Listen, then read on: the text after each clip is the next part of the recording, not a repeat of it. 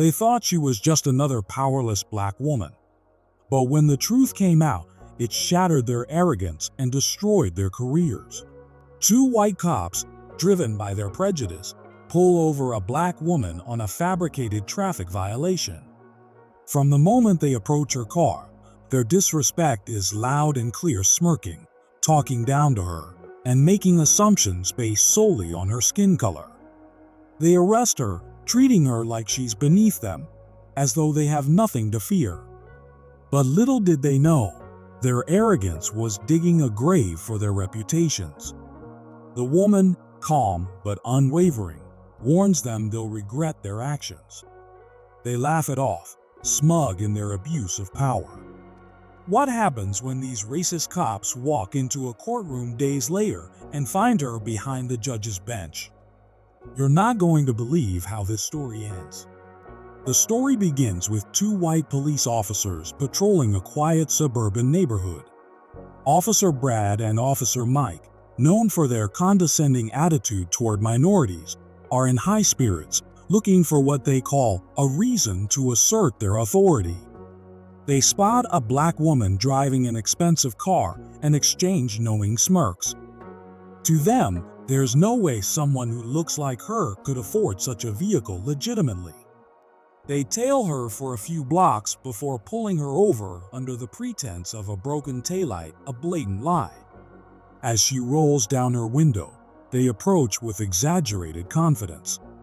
"License and registration," Brad demands, his tone dripping with disdain. The woman, calm but cautious, complies without argument. Her name is Melissa Davis, a name that will soon haunt them, but for now, it's just another name on a document they're eager to ignore. Brad and Mike exchange glances, silently affirming their shared bias. "What's someone like you doing in a car like this?" Mike sneers, not even attempting to hide his prejudice. Melissa looks him in the eye, her composure unwavering. "Driving home," she replies firmly. Her straightforward response only irritates them further. Brad decides to escalate. "Step out of the car," he barks, his voice loud enough to attract the attention of nearby pedestrians. Melissa asks why, and his response is vague and threatening. "Do it now, or we'll do it for you," he snaps. Melissa knows her rights, but also knows better than to argue with two men determined to misuse their power. As she steps out, Brad grabs her arm unnecessarily forcefully. "Why are you resisting?" he accuses loudly, though Melissa isn't resisting at all. Mike begins searching her car without consent, rifling through her belongings, looking for anything that could justify their actions. Finding nothing, they decide to escalate further, accusing her of acting suspicious. The situation spirals as a small crowd gathers, some recording the interaction on their phones. Melissa, though humiliated, maintains her composure. "You're making a mistake," she tells them calmly, her voice steady despite the clear tension. Her words are met with mocking laughter. "The only mistake here," Brad retorts, "is thinking you're above the law." The officers cuff her, tightening the restraints more than necessary, and push her into the back of their squad car. The crowd watches in stunned silence as Melissa, a woman of obvious dignity, is treated like a common criminal. At the station, the humiliation continues. Brad and Mike brag about their catch to their colleagues, painting Melissa as uncooperative and disrespectful. They file a report full of fabricated accusations, confident their word will be taken over hers. Melissa, however, remains calm and says little, quietly observing their every move.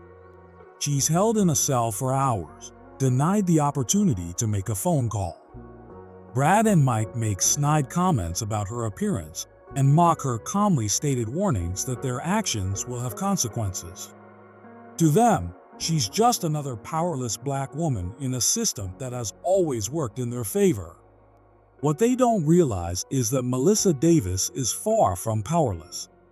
Behind her calm exterior is a woman with significant influence and a deep understanding of the legal system. But Melissa chooses not to reveal her identity yet, opting instead to let their arrogance and prejudice play out fully. As the hours tick by, Melissa reflects on the systemic racism she has fought against her entire life. This is not the first time she has seen abuse of power, but it is the first time it has been directed at her so blatantly. Despite the anger simmering beneath her calm demeanor, she knows patience is her greatest weapon. Meanwhile, Brad and Mike continue their routine as if nothing out of the ordinary has happened. They joke about the arrest and dismiss the significance of the growing crowd of witnesses who recorded their behavior. Their overconfidence blinds them to the repercussions looming just around the corner. Melissa is eventually released with no charges, but not before enduring hours of unnecessary humiliation and mistreatment. As she walks out of the station, she looks Brad and Mike in the eye one last time. "You'll regret this," she says, her tone even but laced with a quiet authority that unsettles them. Still, they laugh it off, secure in their belief that the system will protect them as it always has. Little do they know, their careers and reputations are hanging by a thread. Melissa has no intention of letting this injustice go unnoticed, and the stage is set for a dramatic reckoning that neither officer sees coming. The problem isn't just the actions of Brad and Mike, it's the deeply rooted system that enables their behavior. This moment is a microcosm of the broader challenges faced by Black individuals daily, where power is weaponized, and justice often feels like a distant dream. But for Melissa, this is personal, and she's determined to ensure these officers learn a lesson they'll never forget. Melissa's release from custody marks the beginning of the officers' unraveling, though Brad and Mike are still oblivious to the storm brewing against them. Melissa walks out of the station with her head held high, determined to use her experience to expose the abuse of power and blatant racism she endured. She immediately contacts her legal team, not as a victim, but as someone ready to ensure accountability. Meanwhile, Brad and Mike carry on with their usual routine, unaware of the mounting evidence against them. The crowd that gathered during the arrest wasn't just observing, they were documenting. Videos of the encounter circulate on social media, garnering widespread attention and outrage. In every frame, their smugness, disrespect, and unnecessary aggression are on full display. Comments pour in, condemning their behavior and demanding justice. Melissa, now back at her home, reflects on the events. The arrest wasn't just about her, it symbolized a larger, systemic issue. She decides to take action not only for herself, but for every person who has faced similar treatment. She gathers her team to strategize, knowing that taking the high road isn't just about justice, it's about making a statement that echoes far beyond this single incident. A week later, Brad and Mike receive summons to appear in court. They smirk at the paperwork, confident that the system will protect them as it always has. To them, it's just a procedural nuisance. They mock the situation, joking that the uppity woman must have found a lawyer desperate for attention. What they don't know is that Melissa Davis isn't just a victim seeking legal recourse, she's a judge with a powerful reputation in the judicial system. As the court date approaches, the officers begin to sense the growing scrutiny.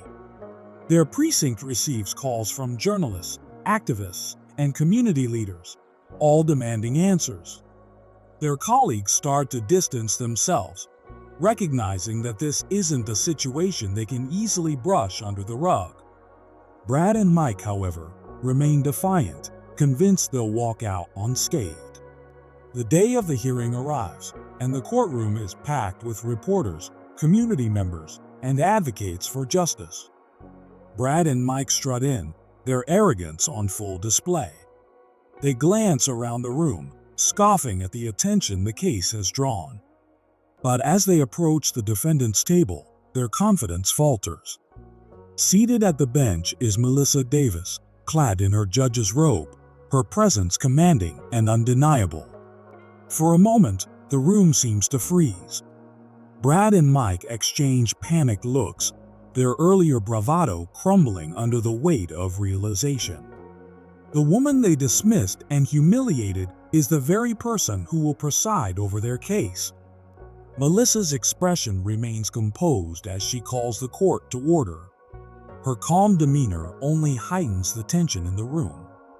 She begins by addressing the courtroom, outlining the importance of accountability and the need to uphold the principles of justice. She doesn't mention the personal nature of the case, keeping her tone professional yet firm. Brad and Mike's defense team stumbles through their arguments, attempting to downplay the incident and paint the officers as misunderstood enforcers of the law. But the videos tell a different story. Played for the courtroom, they capture every detail: the false accusations, the mocking tone, the excessive force. The footage leaves no room for doubt, and the courtroom murmurs with disgust at their actions. Melissa, still composed, begins to question the officers directly. Her questions are precise, leaving no space for vague answers. "Why did you accuse me of resisting arrest when the footage clearly shows otherwise?" she asks, her voice steady but piercing.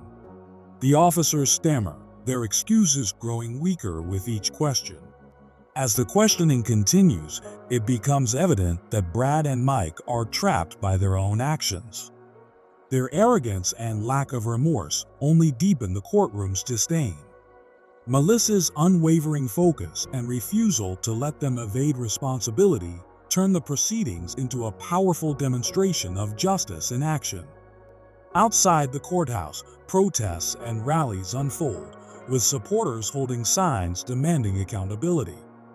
The public sees Melissa not just as a judge, but as a symbol of resilience and justice. Someone who used her position to stand against systemic racism and abuse of power. By the end of the hearing, the evidence is overwhelming. Melissa delivers her verdict with the authority of someone who has seen justice denied too many times. "No one is above the law," she declares, "and no one is beneath its protection." Her words resonate not just within the courtroom, but across the nation, sparking conversations about the need for systemic reform. The story of Brad and Mike's downfall doesn't end here, but their lesson begins now. The exploration of Melissa's journey reveals the power of resilience, strategy, and a commitment to justice. For every person who has faced discrimination, Melissa's actions serve as a reminder that even in the face of injustice, change is possible. The courtroom is silent, the tension almost suffocating. Brad and Mike sit at the defendant's table, their once cocky demeanor replaced by visible discomfort. Their palms sweat, and their smug smirks have been replaced by blank stares as reality begins to sink in. Melissa Davis, seated at the judge's bench, radiates a calm but commanding presence. Clad in her judicial robe, she epitomizes authority and justice. The officers had no idea the woman they had humiliated and arrested was a judge, and now, as she presides over their case, the magnitude of their error is painfully clear. The evidence against them is overwhelming.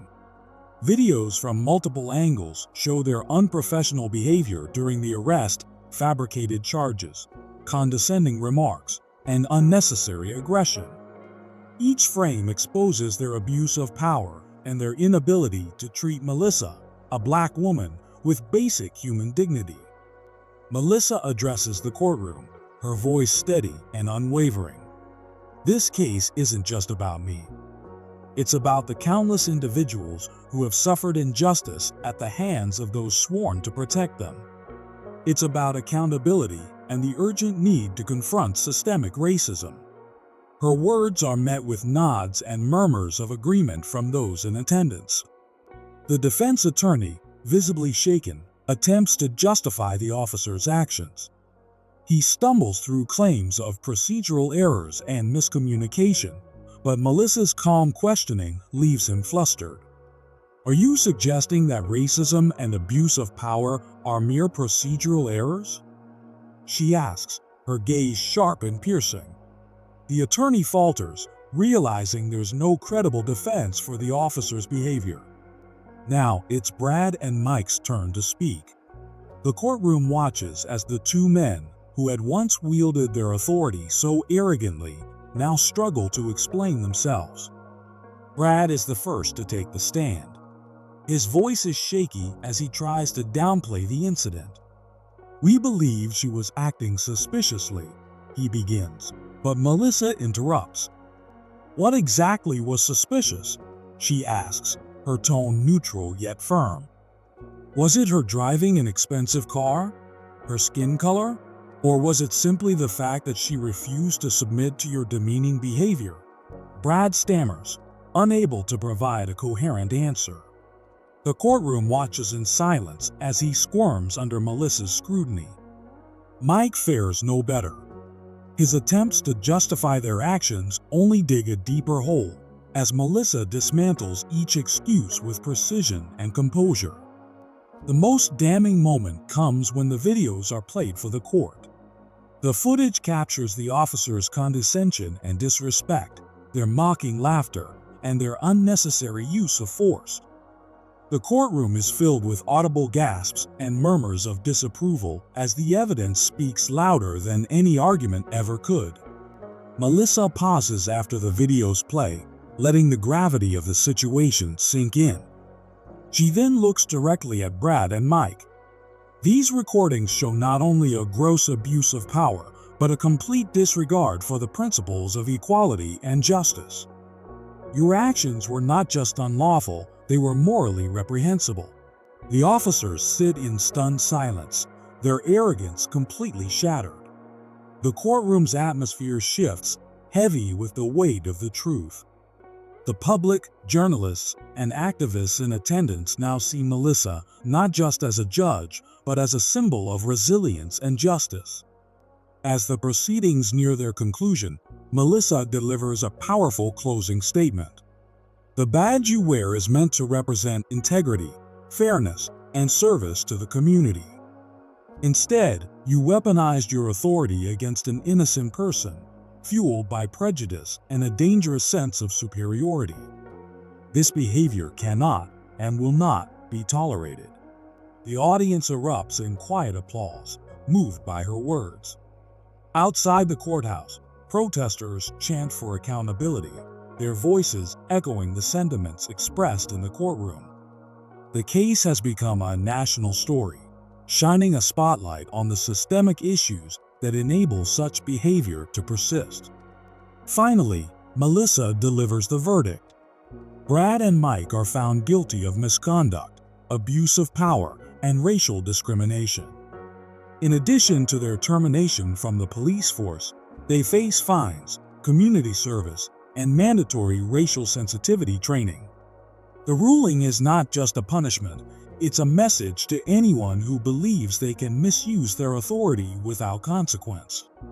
As the officers are escorted out of the courtroom, their heads hang low. They are no longer the untouchable figures they once thought themselves to be. Meanwhile, Melissa stands tall, her presence a reminder that justice, while often delayed, can still prevail. The climax of this story isn't just about two men facing consequences. It's about a system being held accountable, a community standing together, and one woman's unyielding determination to fight for what is right. Melissa's actions serve as a beacon of hope, inspiring others to stand against injustice and demand change. And while this chapter has closed, the conversation it has sparked is far from over. Melissa's courage turned humiliation into a powerful statement against injustice. The officers face consequences for their actions, serving as a reminder that abuse of power won't go unchecked. Her determination sparked conversations about systemic racism, proving that resilience and justice can prevail. Change begins when accountability is demanded. If you believe in justice, subscribe now and check out the next story that will leave you questioning everything. Please note this is not a real story. It's a walk of fiction for education and entertainment purpose.